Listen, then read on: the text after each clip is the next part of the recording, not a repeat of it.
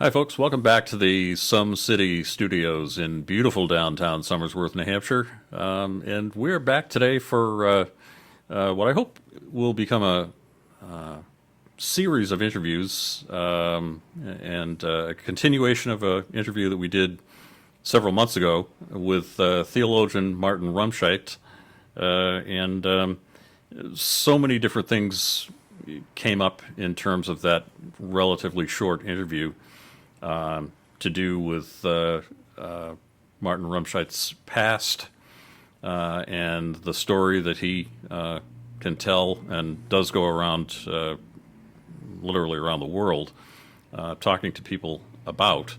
So, welcome once again, Martin Rumscheidt. Thank you very much, Tom. Pleasure to be back. I look forward to our conversation. Same here. So you did mention last time that you grew up in Germany, World War II era Germany, and you also talked some about your dad and what he did for work. I think that's sort of a starting point for this interview, and I guess one of the questions that came up for me was, if you could kind of elaborate on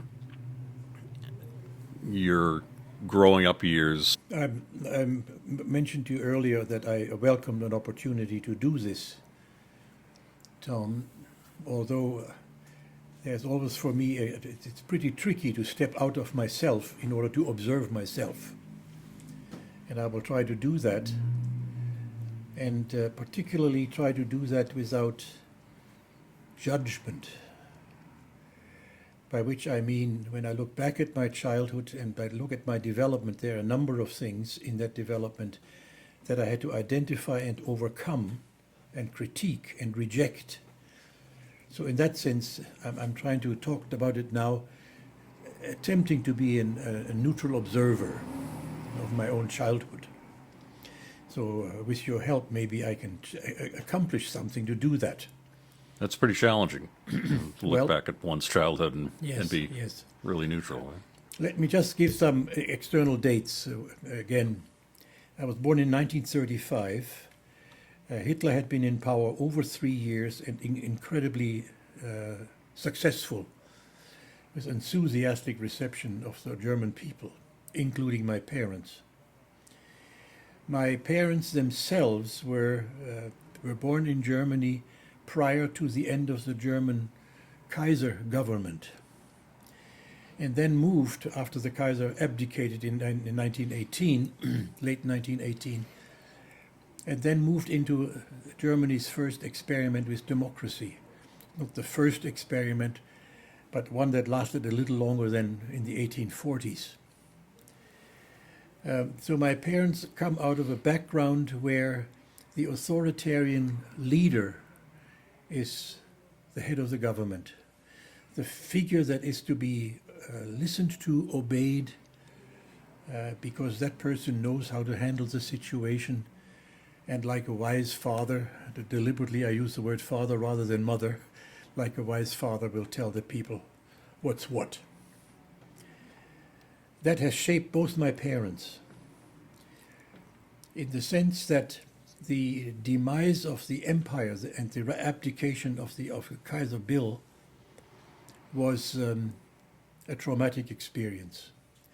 They had to move into a situation where there was no longer one figure that would govern the country, the land, but a number of people who were going to get together and had to learn how to compromise and work one with another. And the first experiment, what I call the Weimar Republic, Weimar after the town in Germany where the parliament gathered, rather than in Berlin where the emperor had lived. And in the city of Weimar, incidentally, that's where the Goethe, the great German poet, lived and worked, and Schiller and others, a town that was quite illustrious in terms of German culture. The government met in that town, and it was composed of a variety of parties. One of the parties had been under the influence of what had happened in Russia, when Russia, after its own revolution and the abdication by murder of the Tsar, had become a, quote, democracy, namely the Soviet Russia democracy, which was heralded right from the beginning as a destructive movement, a development that had to be stopped. My parents both had, on the one hand, the affection for the Kaiser, no affection for the Weimar Republic, or very little thereof. I would call my parents, they would not have been Democrats, small d. And the opposition to the Soviets was there. So they watched the growth of the German government with skepticism and eventually with disdain, because one government after another ruled the country. I don't know how long the longest period of the government lasted in Germany. I've forgotten what that was. So when Hitler came in 1933, when he was elected, by the way, democratically, legally elected head of the party, and then democratically to be installed as a chancellor, there was a return to a one-figure leader. And that one figure, Hitler, managed to terminate so much of the uprisings or the uproar or the disturbance of the Weimar Republic. Hitler accomplished in a very incredibly short time the demise of all unemployment. Germany was at full employment. There was order in the streets. There were no street fights between the individual parties. So a kind of stability and calm had come upon Germany. My parents welcomed that. As I said, they were not Democrats. Eventually they found out after World War II that democracy was the way to go, but not at that particular time. The feature of there had to be an authority in our lives as a country, in our lives as a community, in our lives as a family. My father very clearly was a patriarch and very clearly embodied numerous values of what I would call the German bourgeoisie.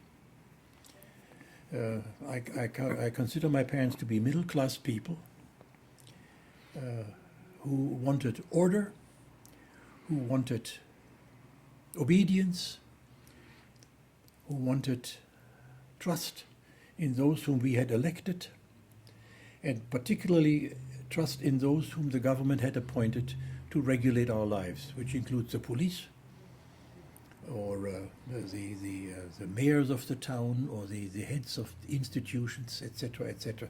So really quite an authoritarian structure. And because at the time when I was born in 1935, the social climate was secure, unemployment had disappeared, and my father's work had really provided a secure material base for our family, in which all those wonderful bourgeois values, children have to obey their parents, particularly father. Children had to be trusting, had to recognize who the authority figures were, and not resist any of this kind of stuff. So I grew up, I would call myself now a very obedient little German boy.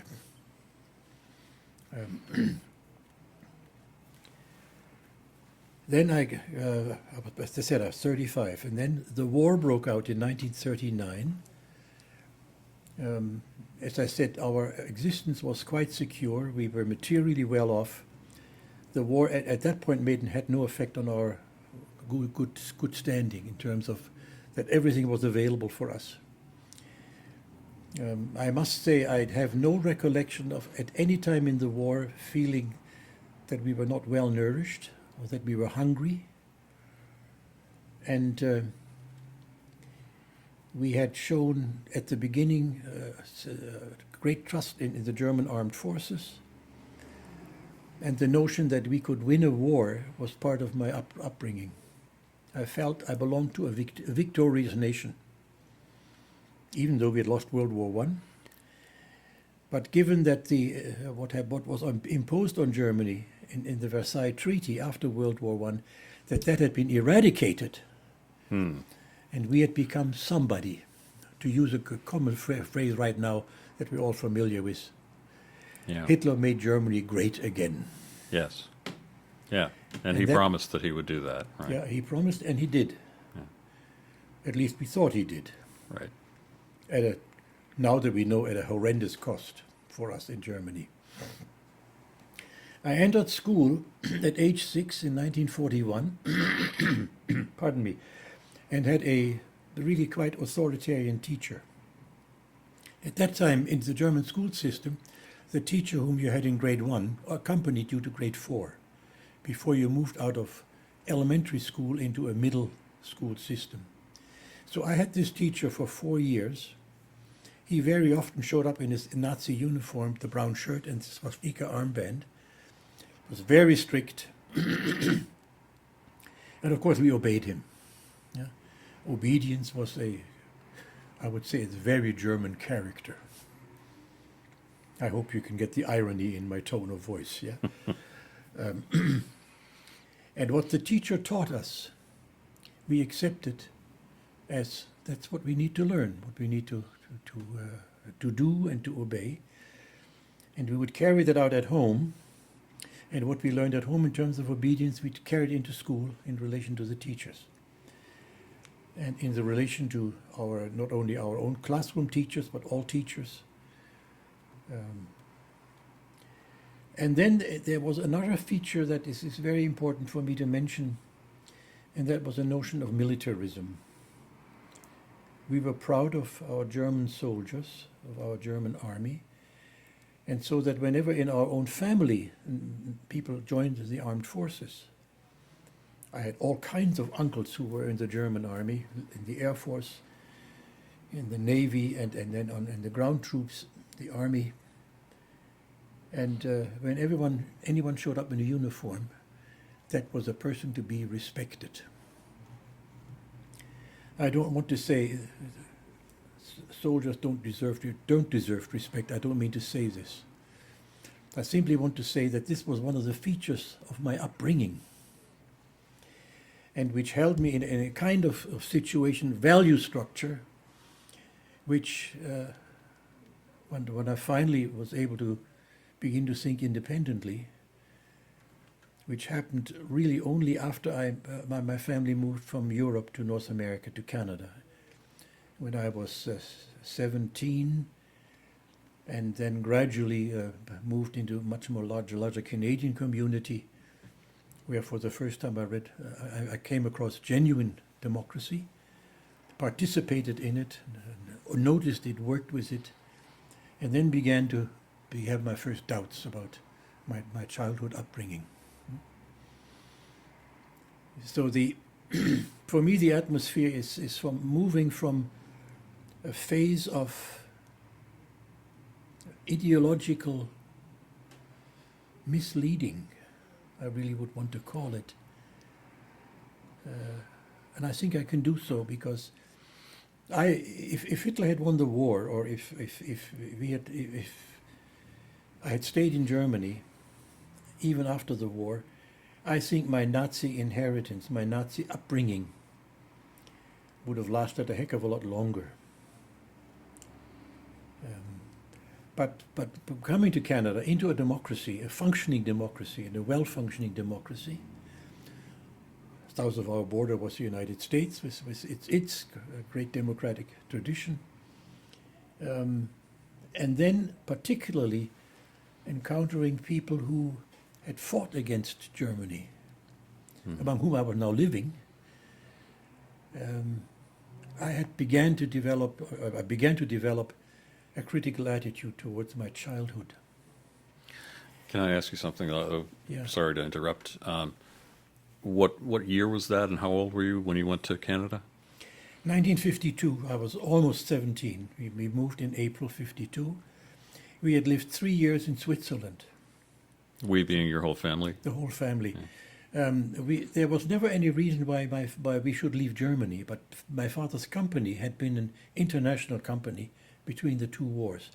IG Farben was established in the United States, chiefly in New Jersey, and had a number of relationships with the chemical industry in the United States, particularly DuPont, the company. And so when World War II was over and Germany was beginning to recover, IG Farben wanted to be back on the international market very quickly.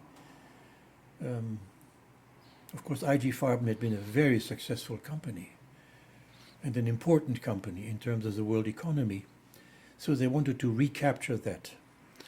And just for people who aren't familiar with what did IG Farben do, and what did your dad do for IG Farben?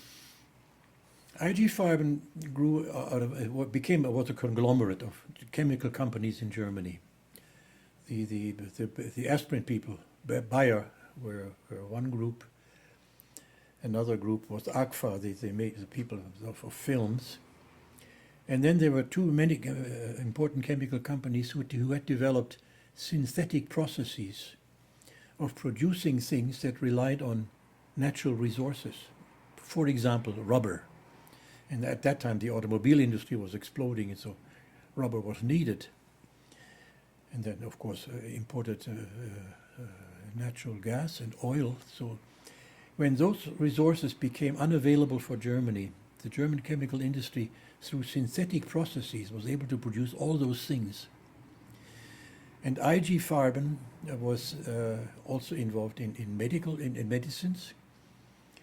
And when Hitler came to power, and he was hell-bent on war right from the beginning, he converted the industry, all German industry, into for the war effort. And my father's company, IG Farben, did two things. In the town where I was born, in Leuna, the factory produced synthetic rubber. And Hitler needed rubber for the war instruments. Another branch of that company produced synthetic gasoline from bituminous coal, not from oil, but from bituminous coal, etc., etc. So it was a very successful company. And we talked about this in a different context, and maybe we may want to do this again differently at another time. When World War II broke out and the Allied air forces were able to fly from Great Britain, into German territory and bomb industries, IG Farben, in order to meet all the goals that Hitler had demanded of the industry, decided to move and build a new factory elsewhere, farther east. The Soviet Air Force was nothing to worry about, but the British and the Canadian and American Air Forces. So they settled in a place called Auschwitz. IG Farben was a major factor in that place called Auschwitz. And we can go into this at another time. But that was IG Farben, this very, very important company. So World War II is finished. The Canadian government opened its borders to German industry ahead of the United States did. So the company moved first to Canada. We settled in Montreal. 2 years later, the offices of the company were moved from Montreal to New York. And that's where IG Farben then established more contacts once again in New Jersey and elsewhere.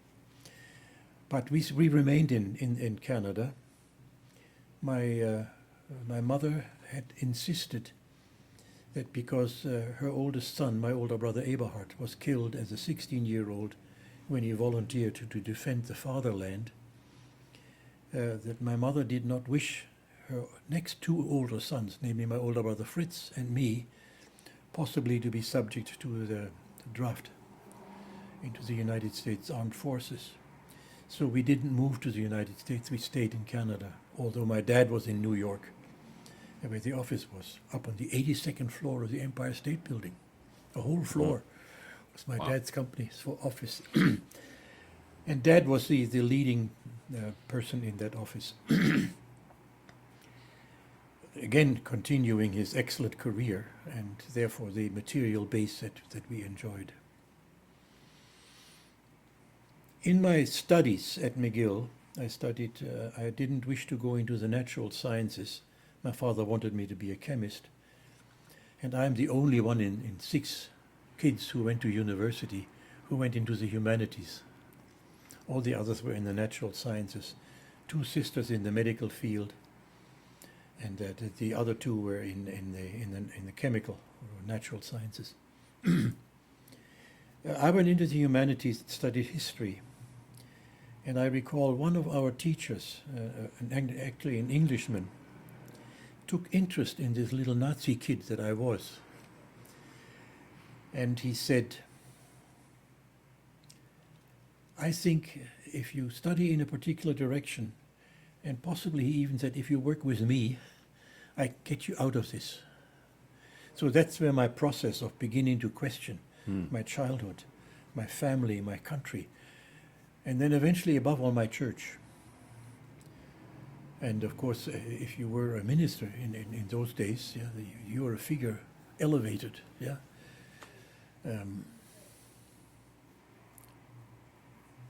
And the church insisted on obedience to authoritative figures was one of the Christian values. I'm signaling to you a number of things. Kind of ironic. Pardon? That seems kind of ironic to me, but I do Yeah. understand. Yeah. Yeah. What I'm signaling to you is that I had to go through a fairly extensive process of questioning and re-questioning, of critiquing, which of course eventually brought me into difficulties with my parents. Yeah. When I announced to my father in 1954, I had entered McGill University in the sciences, natural science. I was in the first year in the Faculty of Science. I studied chemistry, physics, geology, mathematics, and then the compulsory subject was English. I failed physics, I failed mathematics, I failed geology, and I scraped through chemistry, and I passed with a C- in English. That was a signal to me I was in the wrong field. The university re-accepted me on conditioned standing, and then I switched into arts.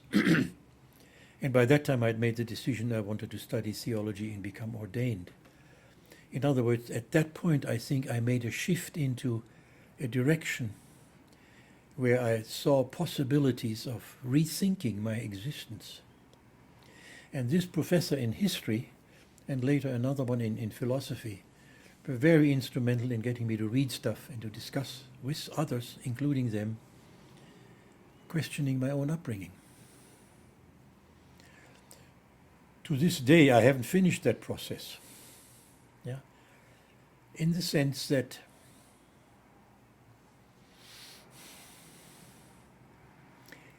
I am being reminded again and again in the political situation as we now know to exist in our world now, in the beginning of the 21st century.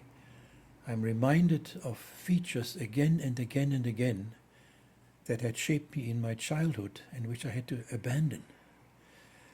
I see things that make me think of the dangers of the political upbringing that I had, where I lived in Nazi Germany. So that I have to question again when I see these things happening. But you know, I used to support this kind of stuff. Yeah. When I think of the neo-Nazis and see certain behaviors, I recognize features of my own behavior. And so I'm wondering, am I really over this stuff? Am I really open? Can I defend myself to this kind of stuff? So you're referring to somewhat of a neo-Nazi resurgence in Germany? All over Europe, they're there. And fortunately, the European Union has enough resources to react. Yeah, there are financial benefits for remaining in the European Union. That if you were to leave that particular union, I'm not talking about Brexit now. I'm talking about other countries. If you were to leave the European Union, you would lose the financial benefits. And if you were to leave, it's because of the neo-Nazis or the arch-conservative or the right-wing, whatever kind of forms of movements that we want to talk about. And those movements are there with the intent of returning to certain forms of authoritarianism that I now have to have recognized and say, no, this has to be rejected for a number of reasons. Yeah. And I see also movements, unfortunately, in the church of seeking forms of traditions that would undermine the communal welfare, the commonwealth, in favor of dictatorships, forms of dictatorship. Yeah. My childhood was happy. I can say that without any reservation. There were no clouds on the horizon. Even in the first years of the war, we were never touched exactly. Occasionally we would hear that an uncle or a cousin had been drafted or had been conscripted and had died. But then when the bombing raids began, the war had come right to the front door. And that was in early 1944. And that's when I began to feel the effects of war and the fear of what would happen. So that by the time I'm 9 years old, this really carefree childhood was beginning to shrink. And at the same time, and again this is something I have to still work through, at the same time I had to face the quick answer why my childhood was deteriorating by blaming the enemies. So I grew up with a distinct, I think I can call it honestly, hatred of the Americans first, because they were the bombers who kept flying in during the daytime. And then the Brits and the Canadians, because they were the bombers who kept flying in during the nighttime. And then the Soviets, when they finally took over in the part of Germany where I lived. And there was a long, long process, many years long process, as much as 20, 30 years after the end of the war, that I finally had to begin to face that hatred and how it impeded my growing up and becoming more mature. Yeah. And how did you deal with that?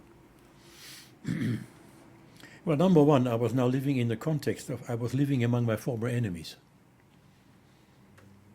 And as it happens when one is in one's puberty or moves up, and for me it happened in the university when I fell in love with one of the enemy girls, yeah.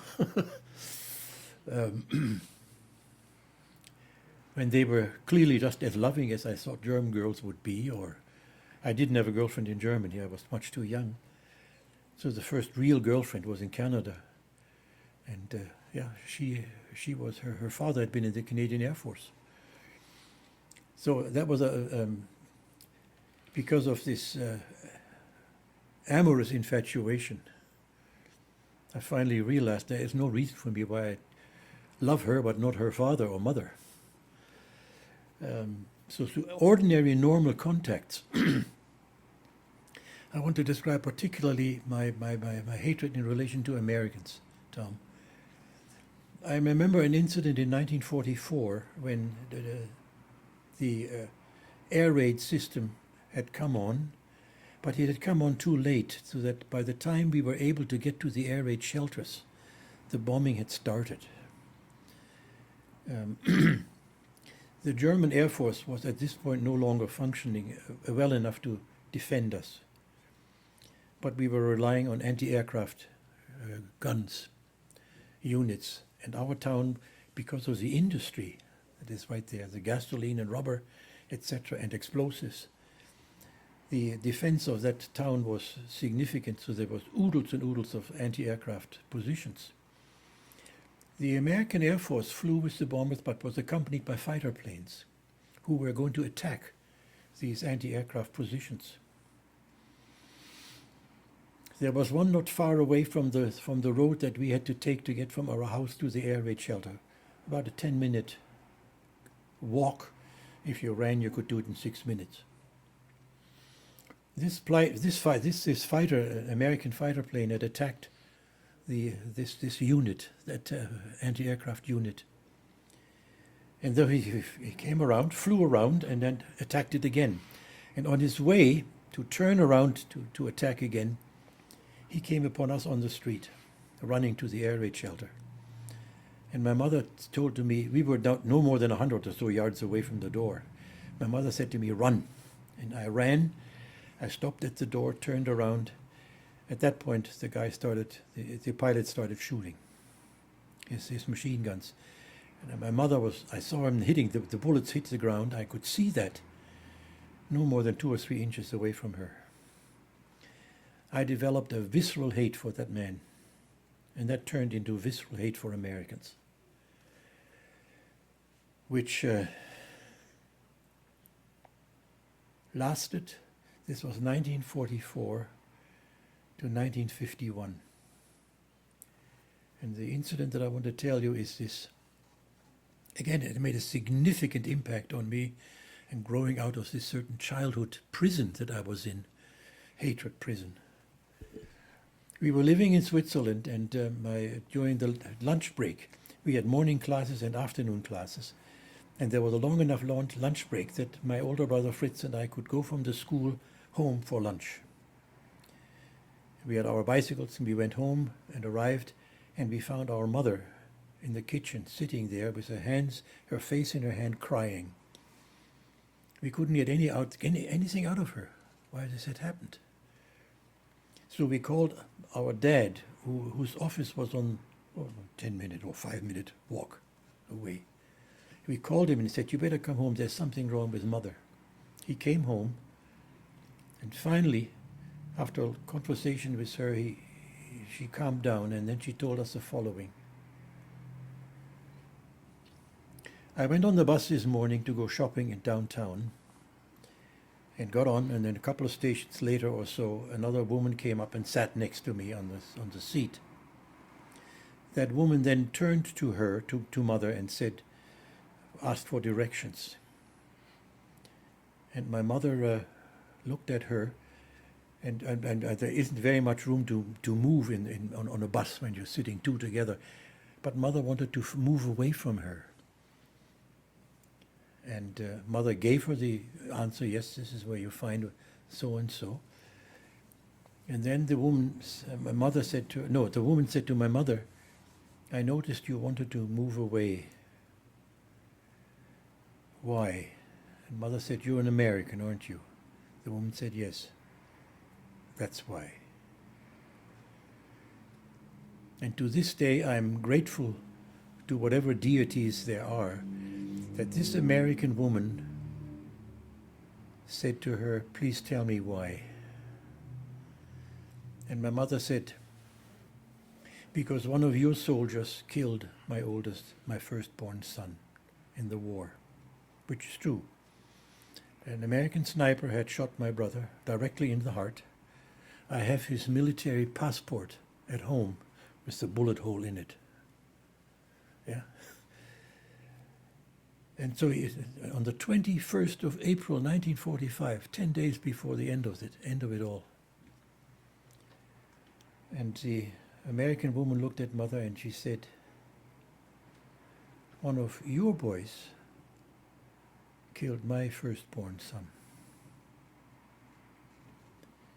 And instantly this changed the relationship between, now there were two mourning mothers.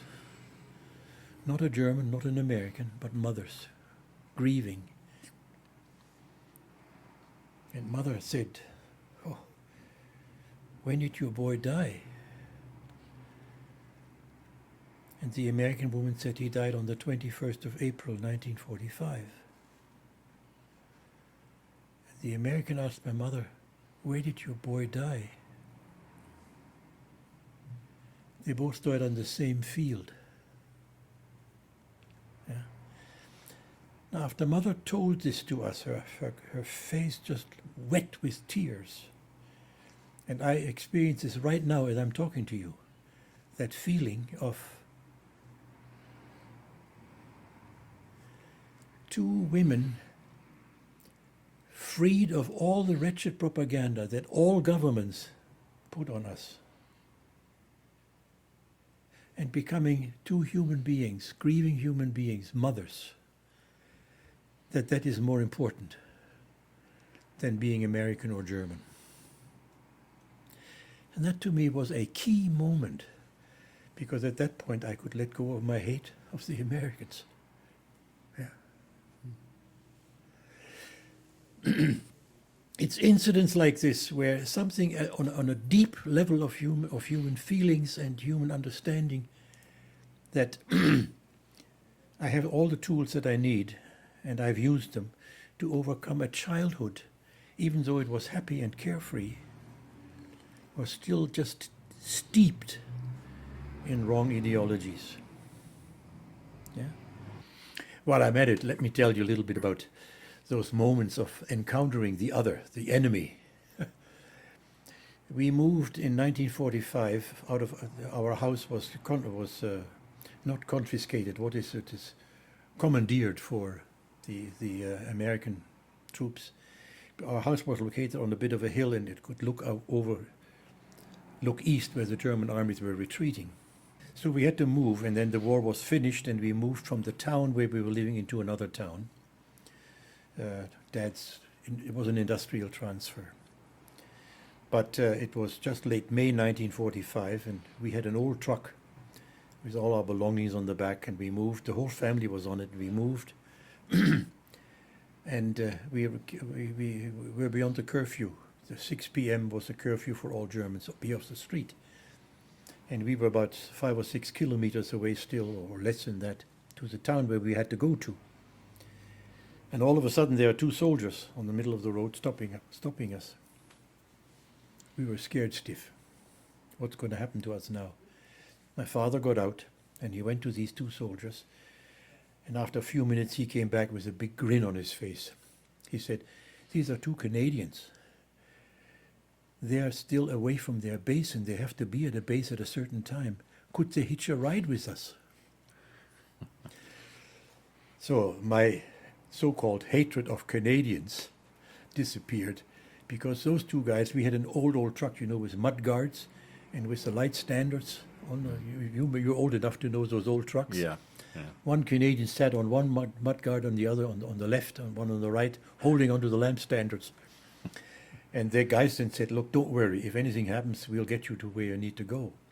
So that was one experiment. Not experience. And then we, of course, then we lived in the British sector and had regular contacts with British soldiers. And I must say, they were the most polite. The least of them who showed that we were the winners and you were the losers, and now that experience. We had that much more in the Soviet sector, and also, I must say, in the American sector. We never lived in the French sector, so we could have experienced it there too. But in the Soviet sector, that was pretty rough.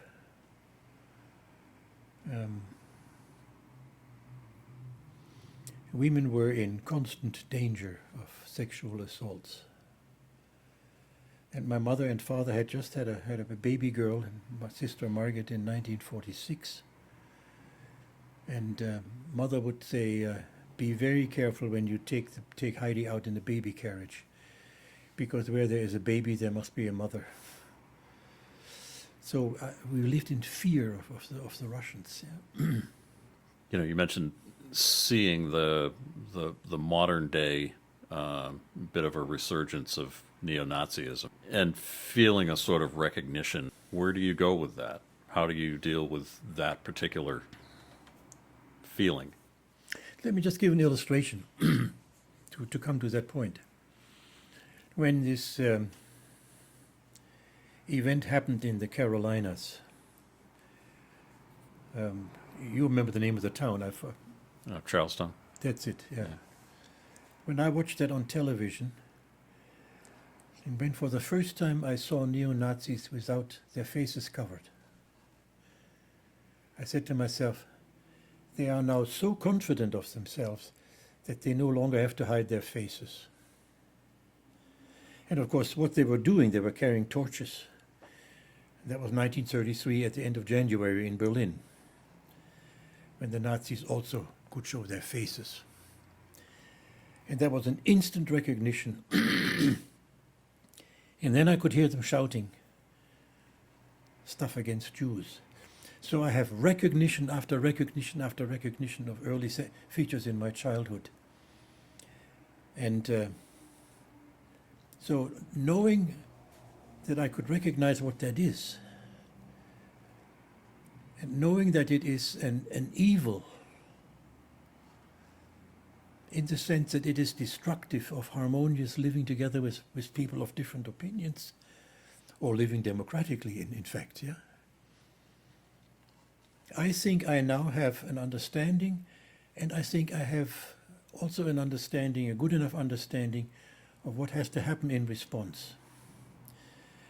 And that didn't happen to me even until I was well in my 20s, early 30s, and had come to live in North America.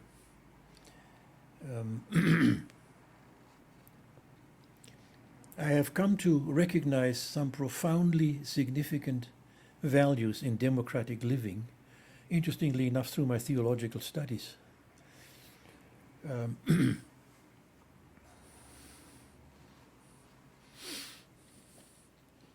One of my teachers once made the comment that the greatest contribution of Judaism to human civilization is the concept of the neighbor.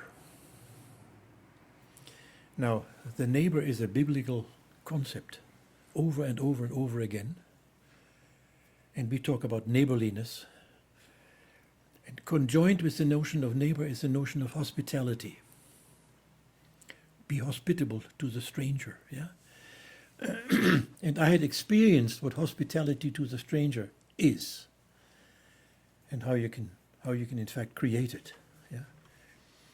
So when I saw these things in Charlottesville, and when I now look at some of the things in Germany, and when I see the demonstrations, I have a recognition of what that is. But then I see also the counter demonstrations. In other words, I see a consciousness on the other side who react in a way differently than I think I saw it in certain places, where the reaction to these kind of outbreaks was violence rather than dialogue, or was looking for opportunities of making room for others in one's lives. Yeah. Now that has been a very long process in my life. I don't know whether I told you this thing happened to me, and it happened just a couple of years ago, or in the synagogue in Dover, which is no longer, unfortunately, in existence. Yeah, they closed it and joined the synagogue in Portsmouth. I was there for an event, and at one point afterwards, after I had spoken, there were questions. I had made reference to the events in Charlottesville, or the neo-Nazis and the far right-wingers. And someone asked me, if you had an opportunity to speak to President Trump, what would you say? I was troubled by the question, because I knew I had to be civil, and recognizing that I could easily have been not civil, but just let fly. So I said, the first person that I would speak to is myself, namely, Martin, you're in the presence of someone created in the image of God. He's your neighbor.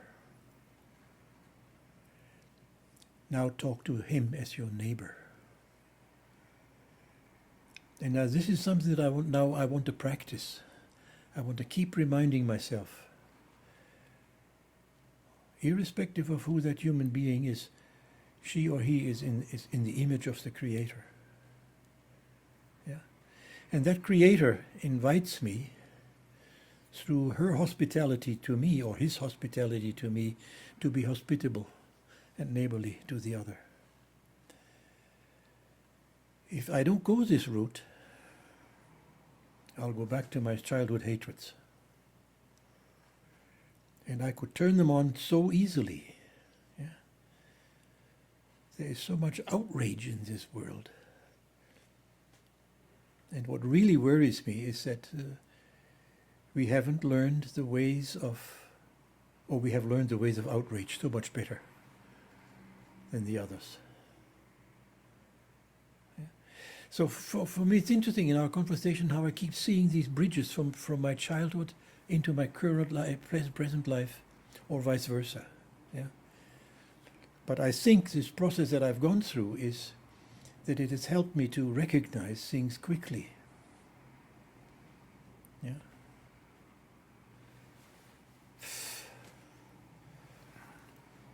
I'm thinking of both our current situation here and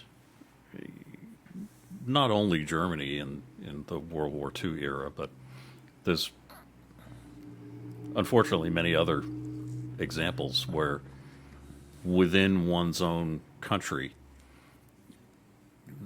a situation is created where a group of people are demonized.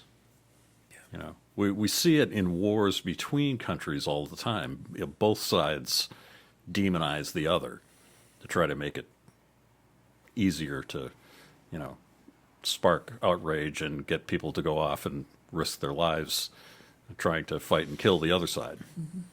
And of course, at that point, the whole notion of neighbor is completely out the door.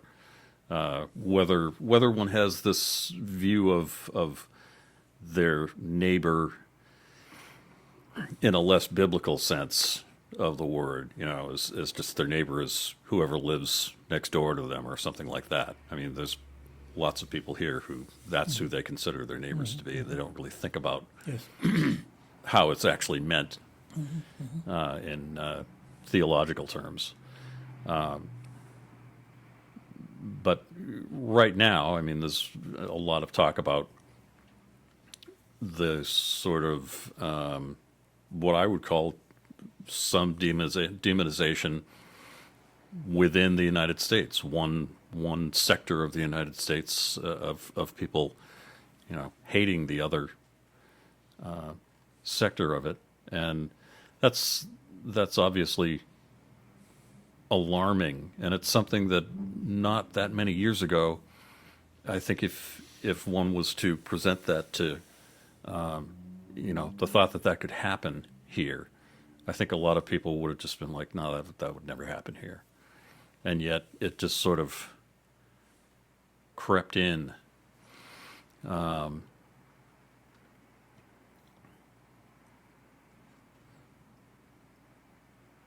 Do you remember a feeling when you were a child of, you know, as you said, you had a good childhood, but was there that sense, maybe looking back when you started to change, that all of these, you know, the type of hatred that you've mentioned that was instilled, you know, was that something that you felt kind of crept into your life, or was that something that you really felt from the time you were born was instilled in you?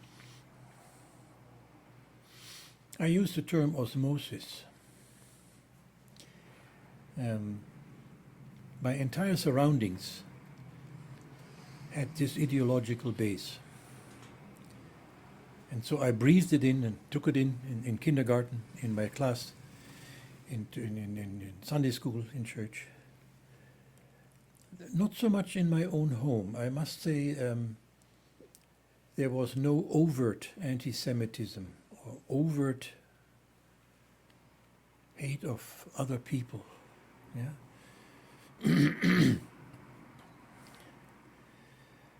Nor was there overt affinity or so with the Nazis, with Hitler. Overt. But underneath it all was how right we are as Germans to go against these things, how good it is that we have a strong leadership, how good it is that we have a strong army, how good it is that we have good Christianity, Christianity which condemned Jews, looked down on blacks, had no perception of indigenous peoples, whether they were in America, or we loved Indians, yeah, but or other people like this. So I just inhaled this day in and day out all the time, not because it was consciously introduced to me. I became conscious of this only after we had lost the war, and then the other people were in our neighborhood. Yeah. I must tell you an interesting event. Again, this is something that has helped me get in touch. On the day when the American armed forces came into our town, I had gone away from the house because during the night the Germans had blown up the bridge to impede on the advance of the American army. And I wanted to see the bridge. It was half an hour, or 200 or 300 or 500 meters away from the house. And when I came back, I saw these strange soldiers walking along. And then I said, oh, they must be the Americans. So I ran home. I wanted to tell my father, the Americans are here. By that time, they were already in our house. And the first American soldier that I stood in front of was a black soldier. Because I had been taught, blacks are... And there he was standing in front of me. I looked at him, and he had a big smile on his face. He put out his hand, like, high five. And being an obedient little German boy, I shook his hand. Yeah, he had put his hand out to me. I shook his hand, and then he reached in his pocket and gave me a chocolate bar. To this day, I can't forget that man's smile, that man's face, that man's hand. My little hand disappeared entirely in his. And he was an American. And I was a German. So this impinges on me. Not only when I see blacks, but particularly when I see blacks. And I said, they're all like this wonderful soldier. I remind myself again of their humanity that this man had shown to me. So it's things like this that I cling to and make them my guides or direction indicators or supports. Yeah? Similarly with Jews.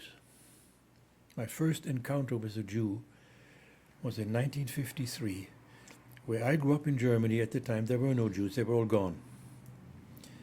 And it wasn't until I was 18 that I was aware that someone in front of me was Jewish, and this happened in the following way.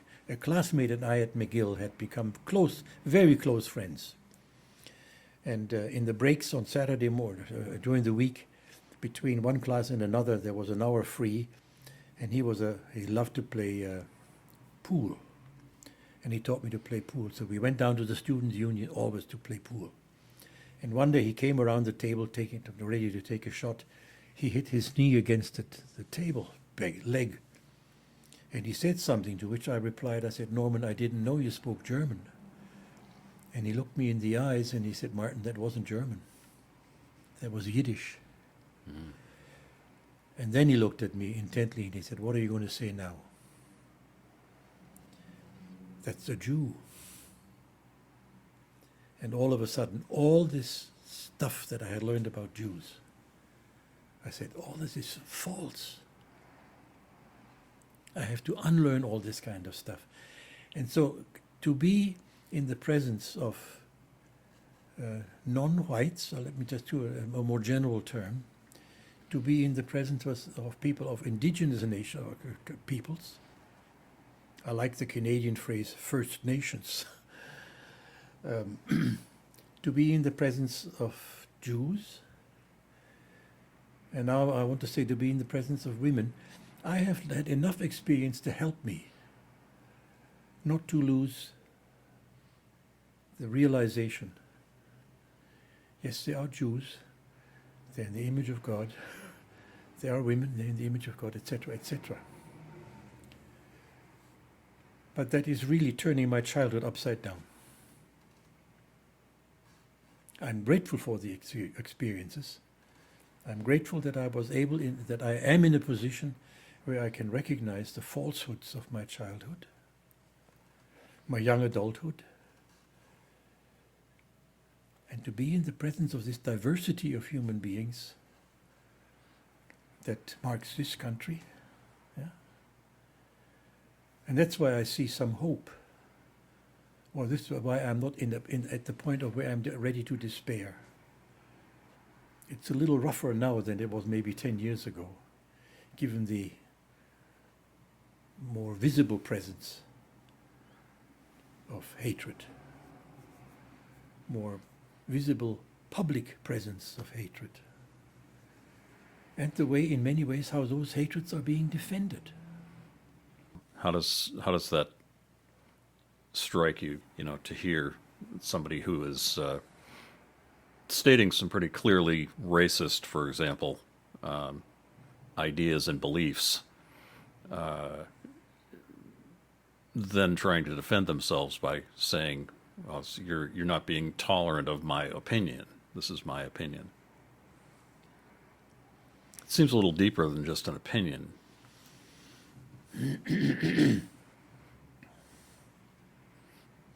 Well, I mean, those situations are difficult, also difficult for me. But I'm trying to say to myself then, instead of taking up contradicting the person or trying to impose my opinion, I will try to say, I cannot agree with you, but I won't let you go. I won't push you out of my field of vision. You're here, and I take that seriously. But I disagree with you. But my disagreement is not that I'm going to exclude you from the human race or exclude you from my neighborhood or kick you out of my hospitality. Because at that particular point, if I were to do this, they would have won over me. They would have defeated my position. But they didn't do it, I did it myself. I capitulated, I gave in, I've given up on my position. In other words, I mean, may sound awful, that I've become like them. I don't like saying it this way, but that's a good way to describe it.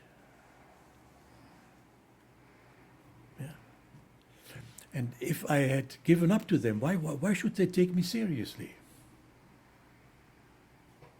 I was invited in Canada, in Nova Scotia, to be the preacher on what in Canada is called Remembrance Day. It's Veterans Day here.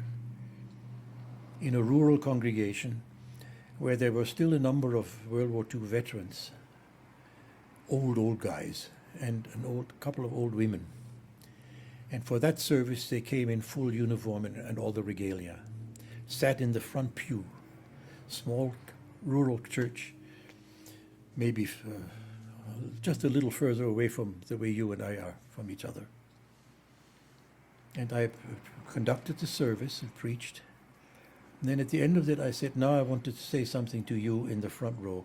I came out of the pulpit and stood right in front of them by the pew, 8 of them. And I said, I want to tell you, I say this to you as a German, I want to thank you for what you've done. And I want to thank and honor all of your colleagues who gave their lives, as you risked yours, to defeat Hitler, because you have liberated us from a far greater evil. And then I shook hands with all of them. About 6 days or so later, I got a call from the minister of that congregation, and he said, Martin, on Monday after your service, one of these old guys came to my study, and he said, Reverend, that German, what he said to us at the end, has been so helpful. I've had a bad conscience for what I've done during the war to Germans. But now I recognize something else. And then the minister said, I have just buried that man. He died 2 days later. Wow. Yeah. So this to me is how much more constructive, how much more human good things we can give to each other if we can overcome what separates us. If we can recognize what separates us and say those are not reasons, legitimate reasons or moral reasons or whatever we want to call them, that will put a permanent break between us. There are so many chasms in this world. And look what we're doing to our world, and look what we're doing to ourselves. Isn't there a way of accepting the humanity of others and giving them our humanity? Yeah. And my experience tells me, yep, Martin, keep doing it.